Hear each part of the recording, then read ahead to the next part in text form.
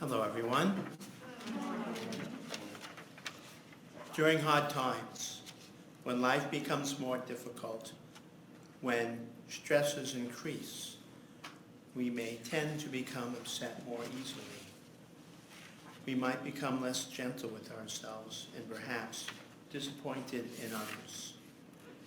Today, we will reflect on what causes us to become disappointed and blame others, and how we can handle and perhaps even grow during these difficult times.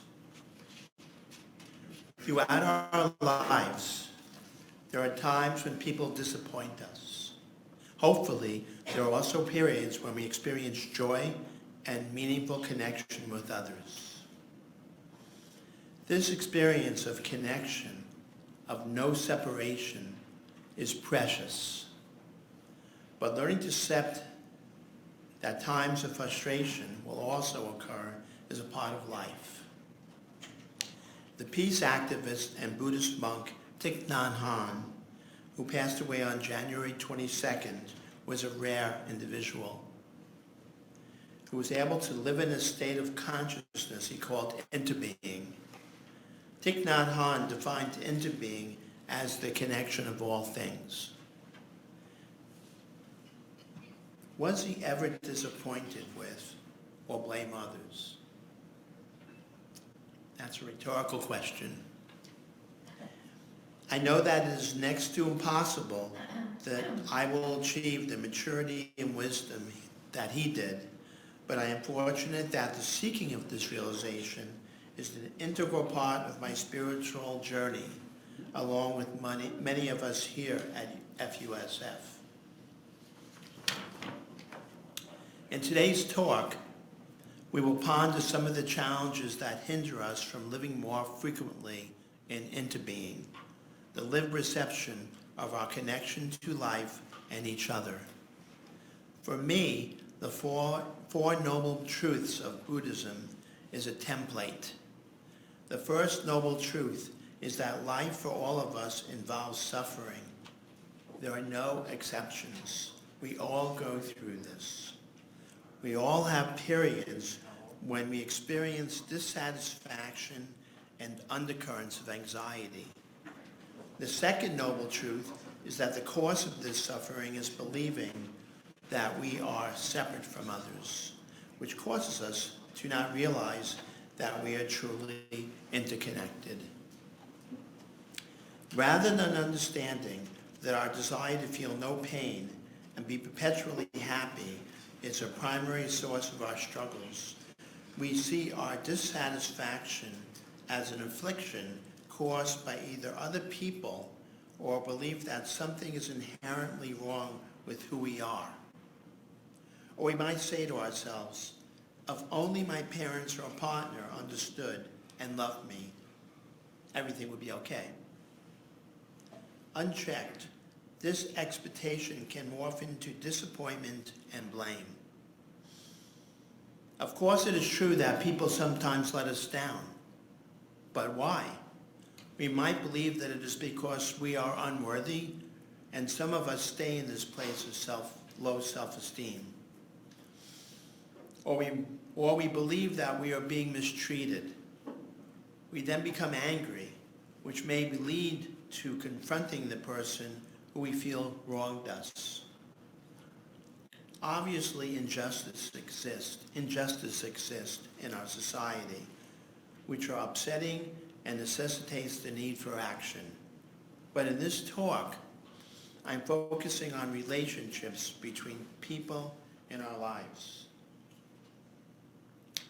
Psychologist David Richo, in his book, The 5 Things We Cannot Change and the Wisdom We Gain by Embracing Them, states that one of the reasons we suffer is an unrealistic expectation that people should always be loving and loyal.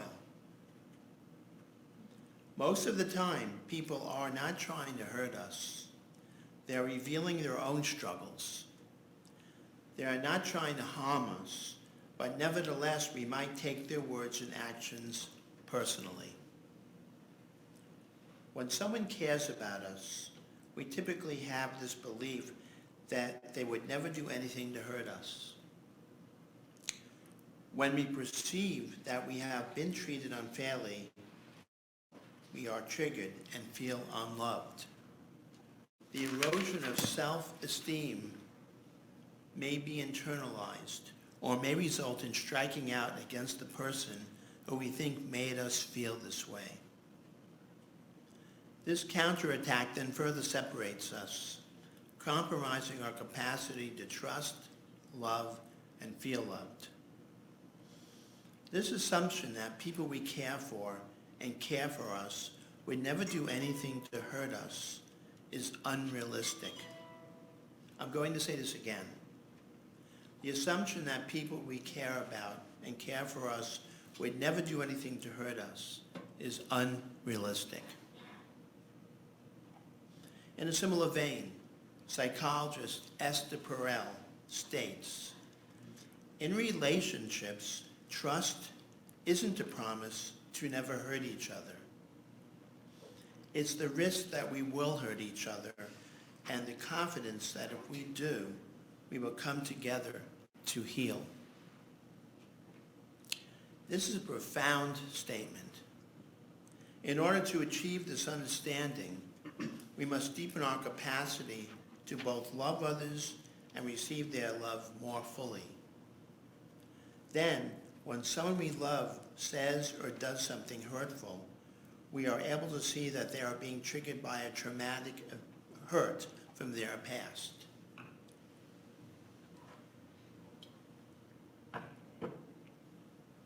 There are so many ways that we manage our need for love and connection.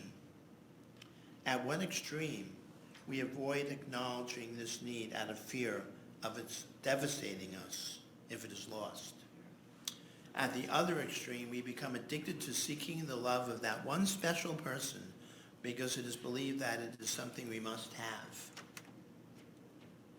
Then there is the philosophy that we must connect and love ourselves first, which can be liberating if it leads back to our understanding that we also need to be connected to others.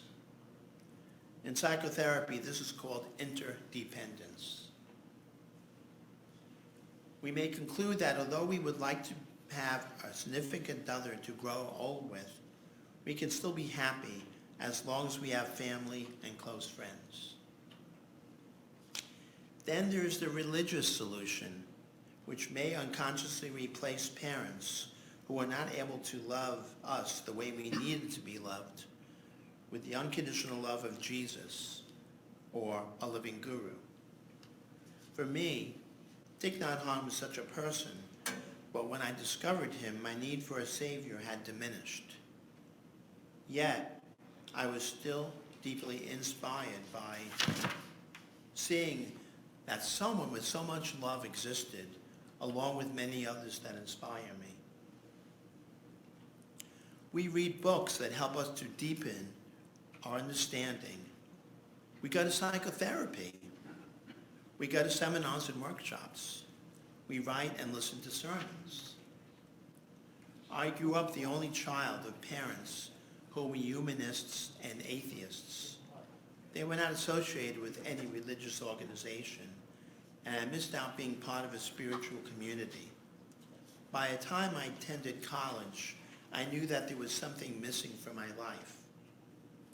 And in my sophomore year at Boston University, I was fortunate that spiritual leader Ram Dass, author of Be Here Now and How Can I Help, came to BU each year to share his spiritual realizations with us. Several years later, in 1978, while studying for my master's degree in counseling at Lesley College, a professor introduced me to Kripalu Yoga Center in Pennsylvania. About a year later, I visited Kripalu and was deeply moved by the gentle, life-affirming teachings of its founder, Yogi Amrit Desai. In subsequent years, I went to Kripalu many times.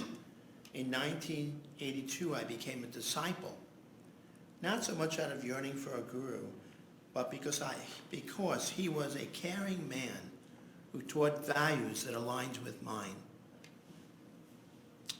At the end of 1983, Kripalu relocated to Stockbridge, Massachusetts. And in 1994, Yogi Desai, who was married, was forced to resign after it was discovered he had sex with at least 3 of his female disciples.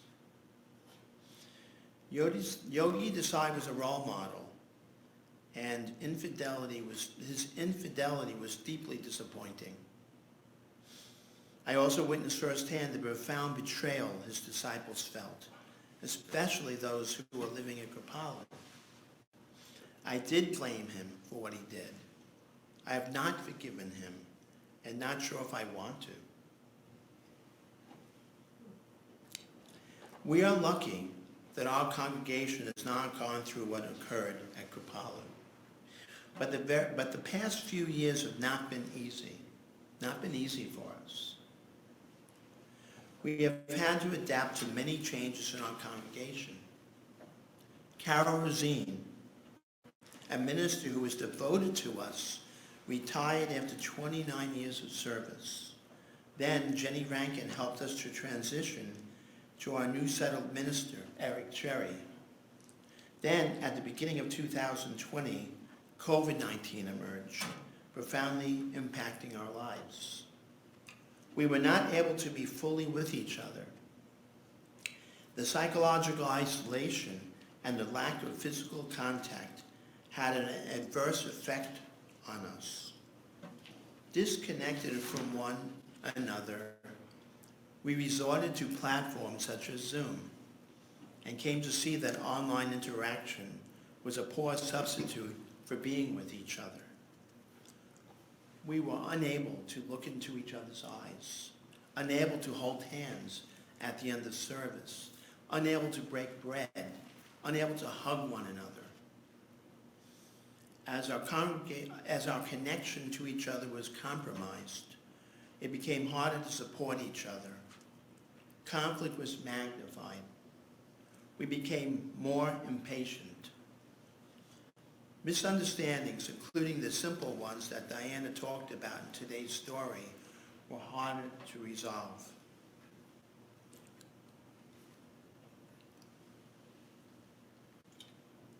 In conclusion, I want to share with you why I chose this topic. Is there anyone to blame? When people write books or give sermons, their choices of subject is intrinsically connected with their current struggles and insights. People desire to share what they have learned. Finding a way to express ourselves deepens our own learning. When we listen to each other's reflections, a nourishing synchronicity emerges. Today's sermon was motivated by continued efforts to not blame myself or others and to live a centered life based on forgiveness. My hope is that continued honest, caring, and open dialogue about both the struggles and triumphs we have had in our spiritual community will help us move into a bright future. Thank you. May the love which overcomes all differences, which heals all wounds, which puts to flight all fears, which reconciles all who are separated, be in us and among us, now and always.